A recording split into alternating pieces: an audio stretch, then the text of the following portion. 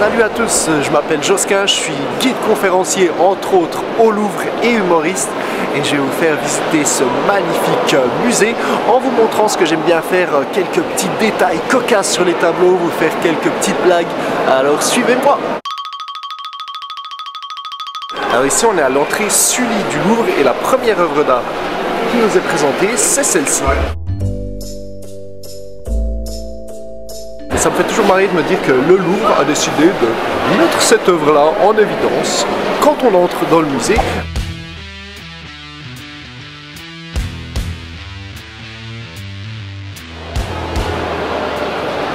En se mettant à l'arrière de la Vénus de Milan, on peut remarquer son sourire du plombier.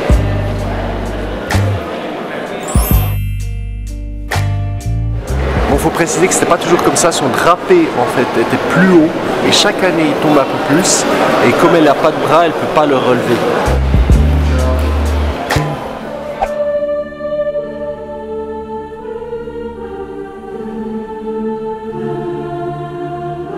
Ici c'est le portement de la croix d'Antonio de début du XVIe siècle et vous pouvez voir en fait que le Christ n'est même pas encore mort, qu'il y a déjà une meuf qui vend des produits dérivés avec sa tête là en bas à droite. Non, en fait c'est Sainte Véronique. Sainte Véronique, elle a donné une serviette au Christ quand il était en train de porter la croix pour qu'il puisse s'essuyer le visage et la marque de son visage ensuite s'est imprimée sur la serviette et c'est comme ça qu'elle a remarqué qu'il était le Messie, qu'il était divin. Ici c'est Jésus le craqué de Bellini.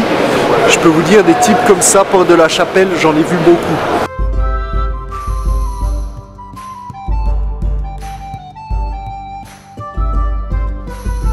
Laissez-moi vous montrer ici le bébé Jésus le plus moche du Louvre. Il a la même coupe de cheveux que le vieux à droite. Et aussi vous remarquez qu'il a pas l'air d'un gosse, quoi, il a l'air d'un mini adulte. Il est déjà en train de bénir tout le monde. Parce qu'en fait il faut dire jusqu'au XVIIe siècle, l'enfance n'était pas considérée comme une partie spécifique de la vie. Ici vous avez Jésus crâne d'œuf qui est aussi dans la compétition des plus moches bébés Jésus du Louvre.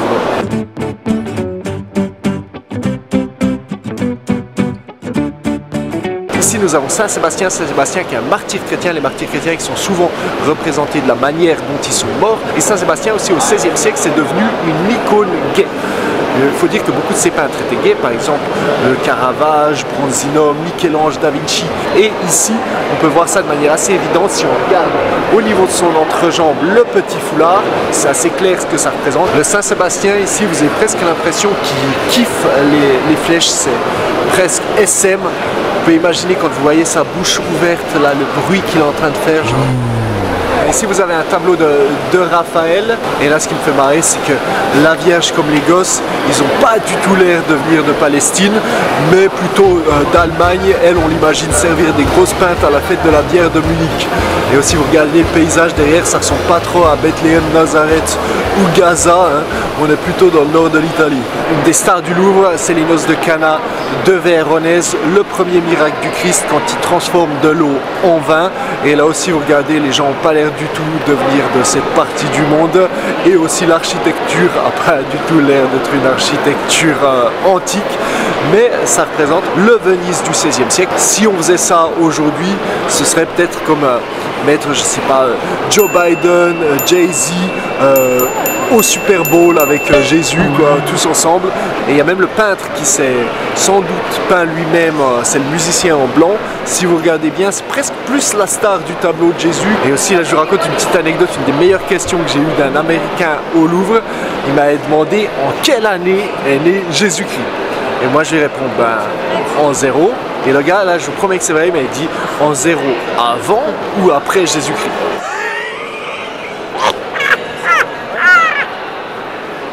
Ce tableau là, je connais pas. Ici vous avez un tableau du XVIe siècle de l'atelier de Bassano avec l'entrée des animaux dans l'arche de Noé. Et ce qui est excellent là, c'est que vous voyez entrer les deux lions. Alors déjà première chose, les lions ne ressemblent pas du tout à des lions. parce qu'à cette époque-là, la plupart des gens n'avaient jamais vu un lion. Vous regarderez sur toutes les peintures de cette époque-là, les lions souvent ils ressemblent à un chien qui se déguisait en chat. Et là en plus, ce qui est marrant, c'est que vous voyez ces deux lions mâles. Donc l'optique de l'Arche de Noé, c'est quand même qu'ils puissent se reproduire après le déluge. Là, les gars, ils peuvent pas trop.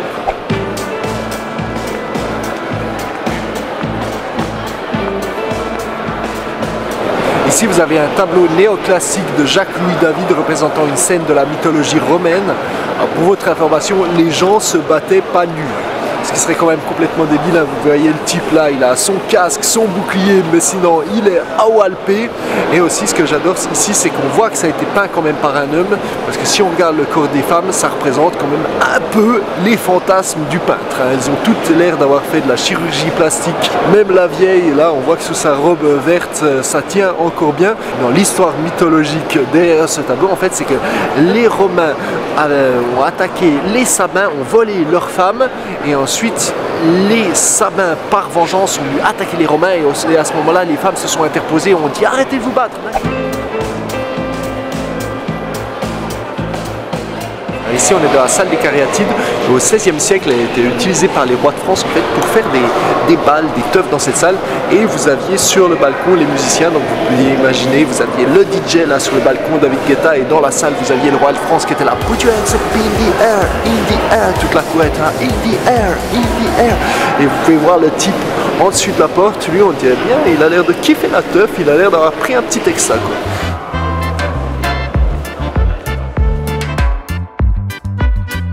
Cette cheminée a été construite au XVIe siècle, on voit le H pour Henri II, mais vous pouvez voir des aigles aussi pour les Napoléons. Les Napoléons ont construit une partie de la cheminée. Napoléon, il rajoutait des aigles, des haines partout. C'est un peu comme des chiens qui pissent sur un arbre. Voilà, ils voulaient marquer leur territoire.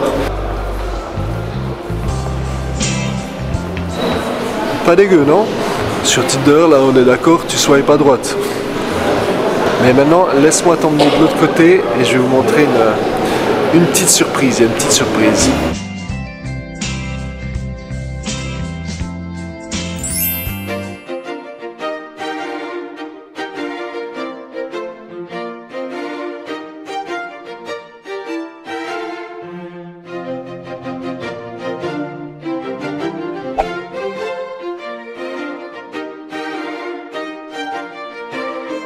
Ici, on est dans les douves de la première version du Louvre qui date du XIIe siècle. Vous pouvez voir les marques des tâcherons, c'est-à-dire des tailleurs de pierre qui signaient leurs pierres avec différents logos pour dire voilà, j'ai fait celle-ci, paye-moi pour celle-là.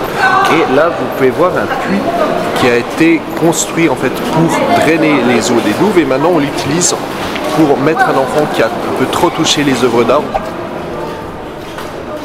Ici, on a une œuvre de Giotto qui date du XIIIe siècle avec Jésus qui est en séraphin qui donne les stigmates à Saint François d'Assise. Parce qu'à l'époque, ils pensaient que si on était en fait blessé aux mêmes endroits que Jésus sur la croix, eh bien on était touché par la grâce du Christ. Donc il y a peut-être des gars qui se faisaient exprès des blessures à ces endroits-là pour recevoir une bière gratos au bar, ça on ne sait pas. Et vous pouvez voir qu'on voit les lignes qui partent du séraphin de Jésus jusqu'à Saint François d'Assise, un peu comme s'il lui donnait la force, un peu genre. Puis Saint François il est là. Et après il a les stigmates quoi. C'est comme une sorte de BD de l'époque. Vous avez la scène principale en haut et vous avez des scènes. Par exemple Saint François d'Assise, vous pouvez voir qu'il fait son sport, il fait sa gym avec une église. Et sur la droite, vous pouvez voir il bénit des animaux. Voilà, ici vous avez un tableau du XIVe siècle avec le Christ qui couronne la Vierge Marie dans le ciel et elle qui le remercie genre avec un signe un peu hip-hop. Thanks bro. J'adore ces deux sculptures qui ont été faites au 19e siècle. On a l'impression, elle est là depuis 150 ans et elle en peut plus des touristes, elle a besoin d'une pause. De l'autre côté, elle en peut plus de ses deux gosses, elle a aussi besoin de vacances. Alors s'il vous plaît, la direction du Louvre, permettez-leur d'aller un petit moment en vacances là. Maintenant je vous invite à regarder au niveau de l'entrejambe. Remarquez qu'il n'en a pas une très grande. C'est parce que les Grecs, ils pensaient que si tu en avais une grosse, tu mettais toute ton énergie vitale à l'entrejambe, justement, tandis que si tu en avais une petite, tu gardais ton énergie vitale pour ici. Ouais. Donc ce type-là, était très intelligent. Très intelligent. Et quand j'ai un jeune homme dans mes groupes, je lui dis toujours, toi, travaille pas trop à l'école. Yes tout le monde, merci beaucoup d'avoir regardé la vidéo, j'espère que vous avez kiffé. Vous pouvez me suivre sur ma page Instagram Josquin, on la mettra dans les commentaires. Me voir souvent dans des comédie clubs ou en visite guidée. Je fais entre autres une visite guidée humoristique à Montmartre qui s'appelle Montmartre façon stand-up. A bientôt, ciao.